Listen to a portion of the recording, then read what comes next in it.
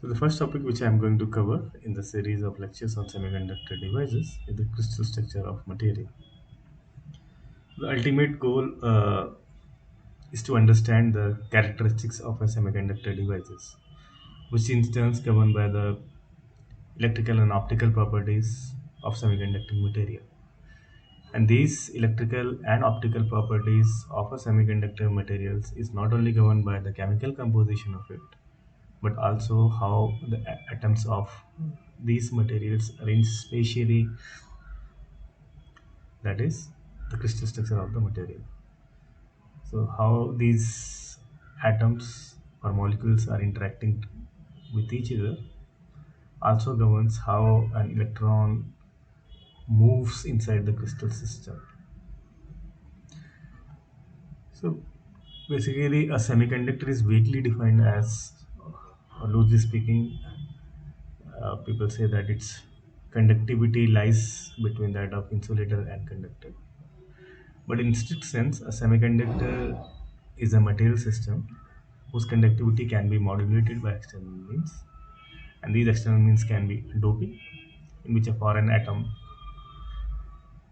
in foreign atom can be introduced in a material system by a method, for instance, an implantation or diffusion, and thereby it changes the conductivity of the material. An optical excitation, for instance, can change the conductivity of the material, a thermal excitation, etc. So, a semiconductor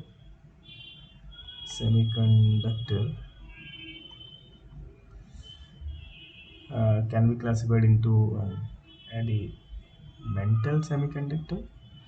So, these are the same semiconducting material composed of only a single element. For instance, silicon is one of the example, germanium, and this is the dominant player in the current semiconductor industry. And another set of semiconductor is the compound semiconductor. Oh, sorry, compound. Just check like this. So if we take any element from say group third of the periodic table, for instance, gallium, and bond it with an element from a group 5 of the periodic table, for instance, arsenide. So this is gallium arsenide. This is a compound semiconductor, binary semiconductor. So you can take an element from again group third, say gallium, and you can club it with group 6 elements, for instance, oxide, gallium oxide. This is recently re-emerged ultra wide bandgap semiconductor, gallium oxide. And this is not limited to only two atoms. You can have aluminium, gallium, arsenide. This is a tertiary semiconductor. So another classification or the type of semiconductor, uh, I will write it semiconductor. Depending on how the ordered arrangement of atom, the span of ordered arrangement atoms, we can classify it into three types: uh, amorphous,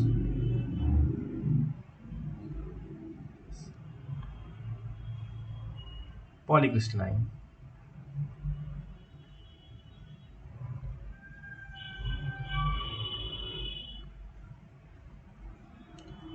and single crystal.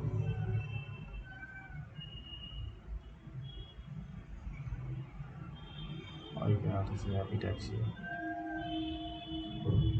There is a subtle difference between these two, but for sake of simplicity,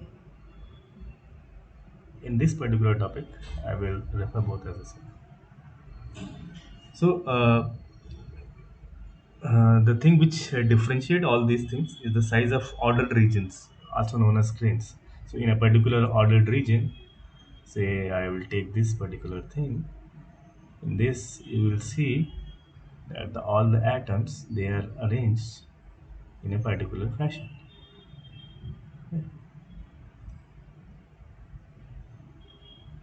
And if you see a different grain, they are arranged in a different orientation.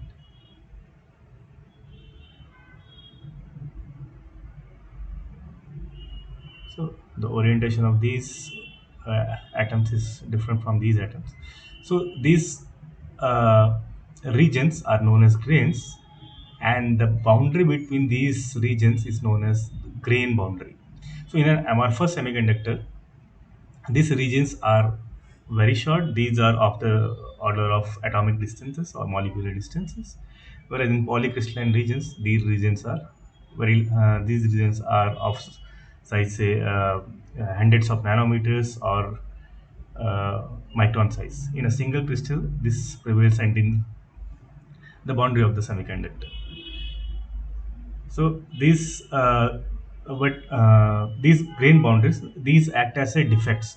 These can act as a scattering boundaries for the electrons, and thereby reduces the conductivity of the material. So in ideal sense, we want our semiconductor to be single crystal where the atoms are arranged periodically in an infinite dimension, in a perfect sense. So we want our semiconductor to be single crystal or apetaxial in nature. And there are a lot of endeavors to make it pure. For instance, silicon, which is grown by Zokralski method, is the purest material which we have obtained till today. And a pure semiconductor like this, which I'm showing here, where these all this lattice side is occupied by silicon atom, is of no use to us. Defects are, we are intentionally introducing defects by extending, which I already told, like say doping. And this topic we will see in detail in subsequent sections to make use of this semiconducting material.